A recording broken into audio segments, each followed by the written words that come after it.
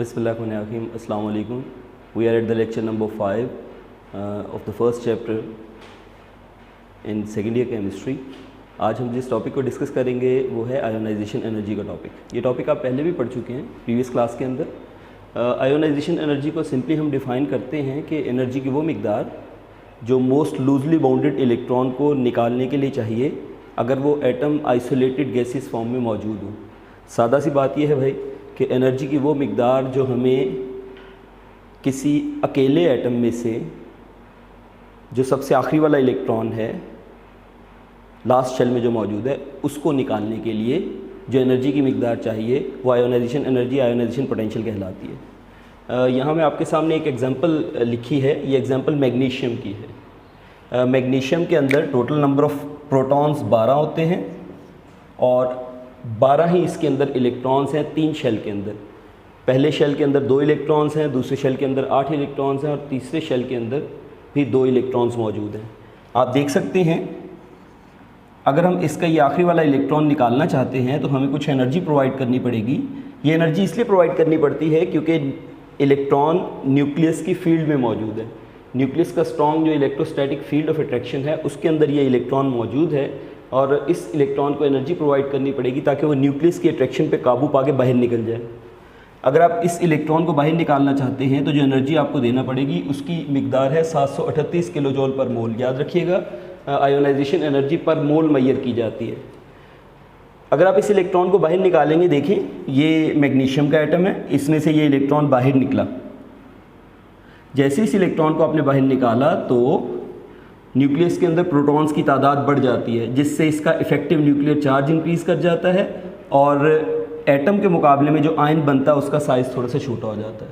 अगर हम इसको लिखना चाहेंगे तो इसको इक्वेशन के रूप में कैसे लिखेंगे? ये मैग्नीशियम का एटम है, Mg इसका सिंबल, और ये गैसियस फॉर्म में है, अकेला एटम है। अब आप इसमें से इलेक्ट्रॉन निकालना चाहते हैं तो ये जब इलेक्ट्रॉन निकल जाएगा इसमें से तो ये मैग्नीशियम +1 आयन बन जाएगा।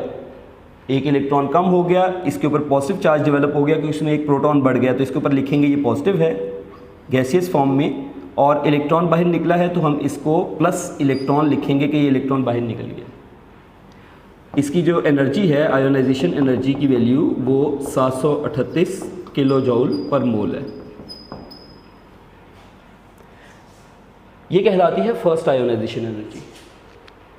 अगर आप इसी में से दूसरा इलेक्ट्रॉन निकालना चाहें तो यहाँ से एक इलेक्ट्रॉन लास्ट शेल में से हम निकाल चुके हैं। अब हम चाहते हैं ये दूसरे वाला इलेक्ट्रॉन जो यहाँ भी मौजूद है, यहाँ भी मौजूद है आयन के अंदर, अगर आप इस इलेक्ट्रॉन को दोबारा निकालना चाहते हैं तो फिर हमें एनर्जी प्रोवाइड करनी पड़ेगी, मगर ये एनर्जी की मिकदार पहले वाले के मुकाबले में ज़्यादा होगी। उसकी वजह यह है कि न्यूक्लियस की अट्रैक्शन बाकी तमाम इलेक्ट्रॉन्स पे ज़्यादा हो चुकी है क्योंकि इसके अंदर प्रोटॉन्स की तादाद बढ़ गई है। न्यूक्लियस उस दूसरे इलेक्ट्रॉन को ज़्यादा स्ट्रांगली अट्रैक्ट कर रहा है। अगर आप इसको निकालना चाहेंगे तो हमें ज़्यादा एनर्जी देनी पड़ेगी। तो दूसरी आयोनाइजेशन एनर्जी जो है वो सेकंड आयोनाइजेशन एनर्जी कहलाती है और सेकंड आयोनाइजेशन एनर्जी की वैल्यू हमेशा फर्स्ट वन से ज़्यादा होती है।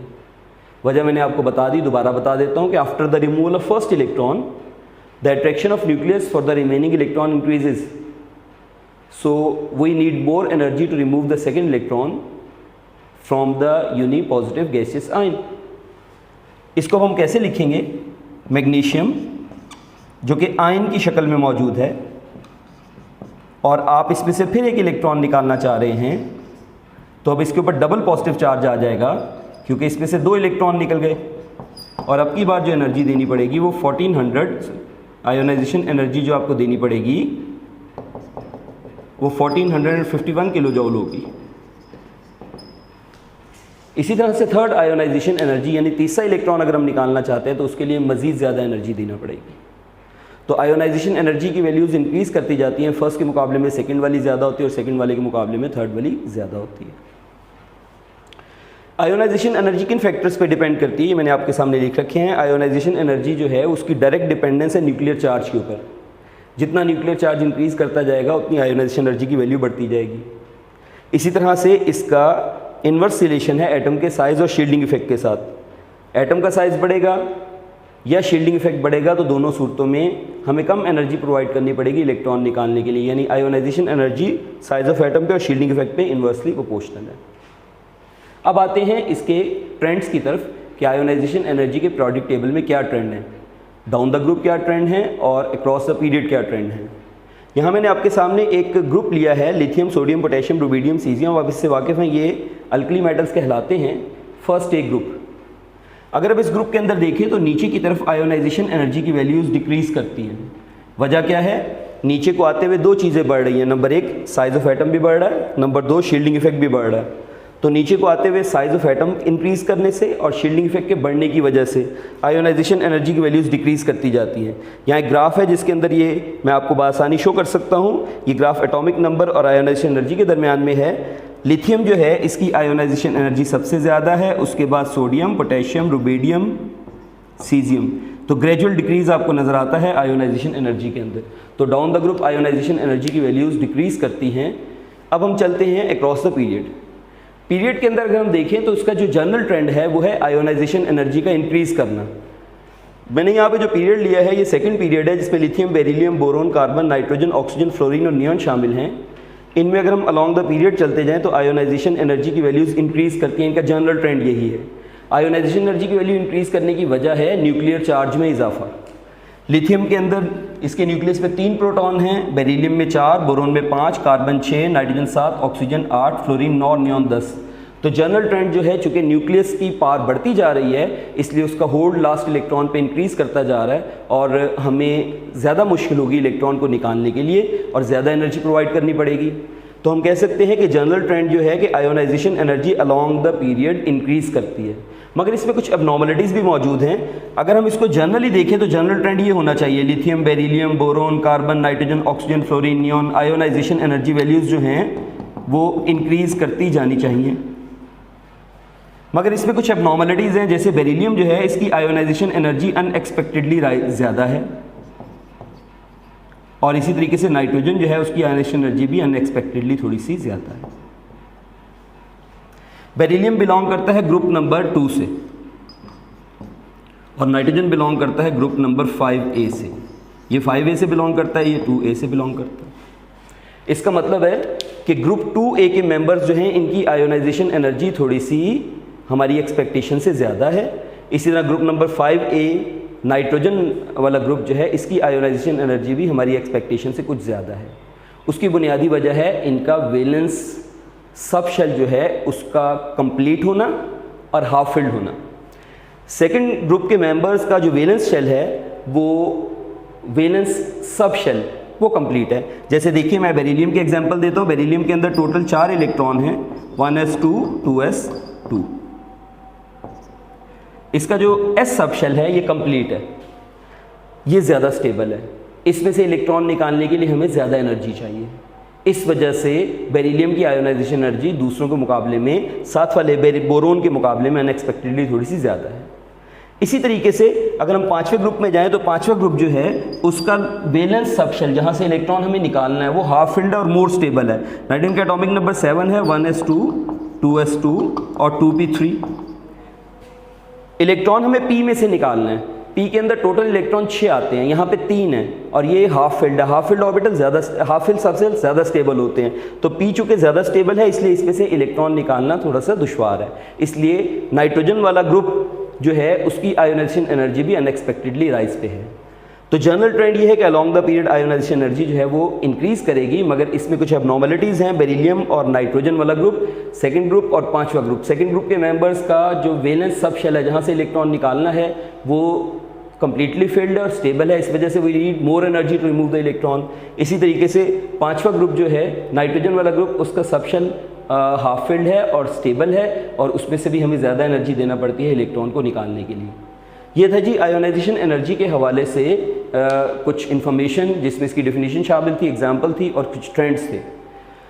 इसके साथ एक और छोटा सा टॉपिक है इलेक्ट्रॉन अफिनिटी का। इलेक्ट्रॉन अफिनिटी जो है ये वो एनर्जी की मिकदार है जो निकलती है जब कोई इलेक्ट्रॉन किसी एटम में आ जाता है। ये आयोनाइजेशन एनर्जी के इन्वर्स है। आयोनाइजेशन एनर्जी में हमें एनर्जी देनी पड़ती है इलेक्ट्रॉन को निकालने के लिए, भगाने के लिए कि बाहर भेज दें। इलेक्ट्रॉन एफिनिटी में क्या है कि एक आइसोलेटेड एटम मौजूद है और इलेक्ट्रॉन कहीं से उसके वैलेंस शेल में ऐड हो रहा है, उससे वो नेगेटिव आयन बन जाएगा और उसमें एनर्जी की मिकदार रिलीज होती है। किस वजह से? न्यूक्लियस की अट्रैक्शन की वजह से, जो वो उस पर लगाता है, जो इलेक्ट्रॉन उसके वैलेंस शेल में ऐड हो रहा है। हम इसको यूँ शो कर सकते हैं, मैं नीचे यहाँ पे एक छोटी सी एक डायग्राम बनाता हूँ। जैसे मैं एग्जांपल लेता हूँ फ्लोरीन की। फ्लोरीन के पहले शेल में 2 इलेक्ट्रॉन है, जबकि दूसरे शेल में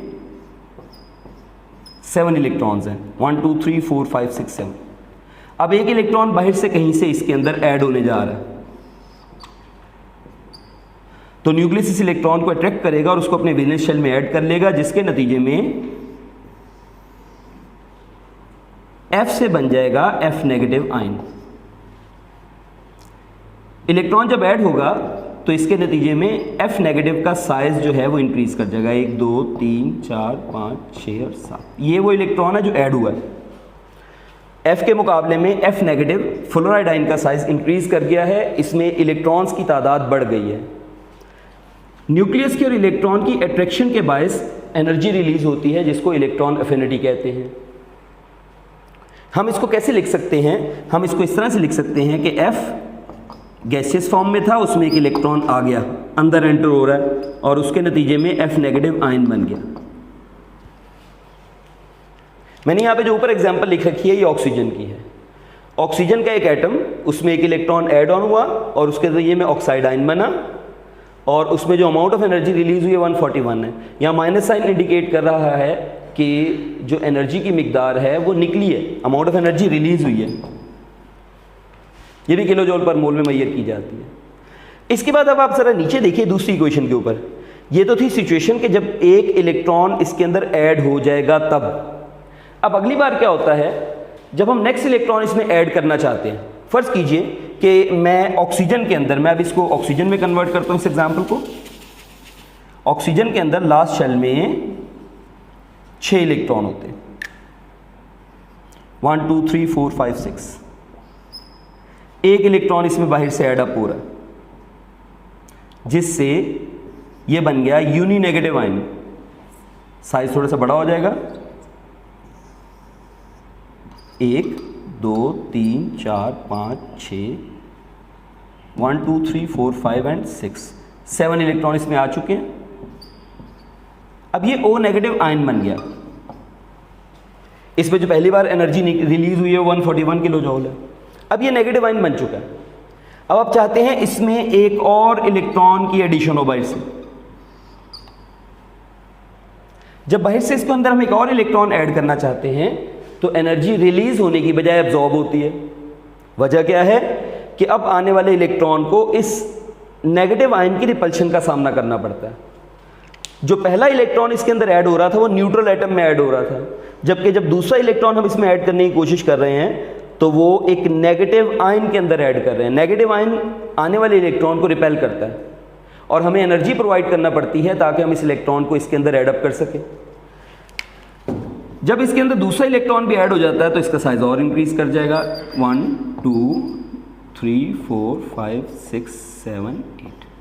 ये 6 इसके पहले अपने थे, इसमें पहले एक इलेक्ट्रॉन ऐड हुआ, 7 हो गए, एक और इलेक्ट्रॉन ऐड हुआ, 8 हो गए। ये O2 2 नेगेटिव।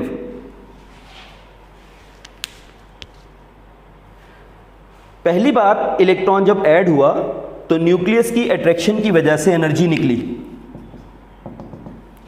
दूसरी बार जब इलेक्ट्रॉन इसमें ऐड होने की कोशिश की तो उसको रिपल्शन का सामना करना पड़ा, जिससे हमें बाहर से एनर्जी प्रोवाइड करनी पड़ी। पहला इलेक्ट्रॉन ऐड हुआ, एनर्जी निकली। दूसरा इलेक्ट्रॉन जब इसमें ऐड करने की कोशिश की तो रिपल्शन हुई और हमें इलेक्ट्रॉन को एनर्जी प्रोवाइड करनी पड़ी। इलेक्ट्रॉन इसमें चला तो गया मगर हमारे एनर्जी जो है वो यूज़ हुई।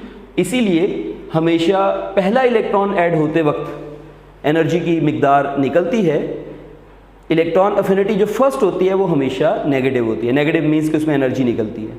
मगर उसके बाद जैसे जैसे आप नेक्स्ट इलेक्ट्रॉन उसमें आयन में यूनी नेगेटिव आयन में ऐड करने की कोशिश करते हैं ताकि उसको डाई नेगेटिव आयन बनाएं या ट्राई नेगेटिव आयन बनाएं, तो हमें बाहर से एनर्जी प्रोवाइड करनी ही पड़ती है। इसलिए सिर्फ फर्स्ट आयोनाइजेशन एनर्जी नेगेटिव होती है, जबकि बाकी तमाम आयोनाइजेशन एनर्जी की वैल्यूज़ पॉजिटिव में आती हैं। तो first ionisation energy is negative usually, generally, जबकि सेकेंड आयोनाइजेशन एनर्जी जो है वो पॉजिटिव वैल्यूज शो करती है, उसमें हमें एनर्जी प्रोवाइड करनी पड़ती है ड्यू टू रिपल्शन, इसकी वजह से। आयोनाइजेशन इलेक्ट्रॉन अफिनिटी जो है, फर्स्ट इलेक्ट्रॉन अफिनिटी नेगेटिव है, जबकि सेकंड इलेक्ट्रॉन अफिनिटी जो है वो पॉजिटिव होती है। इलेक्ट्रॉन अफिनिटी जो है, इसके फैक्टर्स भी वही वाले हैं जो आयोनाइजेशन एनर्जी के हैं, यूनिफैक्टर्स पे डिपेंड करती है, उसी तरह से डिपेंड करती है, और इसके जनरल ट्रेंड्स भी वैसे ही हैं जैसे आयोनाइजेशन एनर्जी के हैं। Down the group electron affinity की वैल्यूज़ डिक्रीज़ करती हैं, जबकि along the period electron affinity की वैल्यूज़ जनरली इंक्रीज़ करती हैं। ये थे जी आज का टॉपिक, इसमें 2 छोटी छोटी हमने बातें समअप की हैं। नेक्स्ट टॉपिक में इंशाल्लाह हम नेक्स्ट टॉपिक को डिस्कस करेंगे जी नेक्स्ट लेक्चर में। अस्सलाम वालेकुम।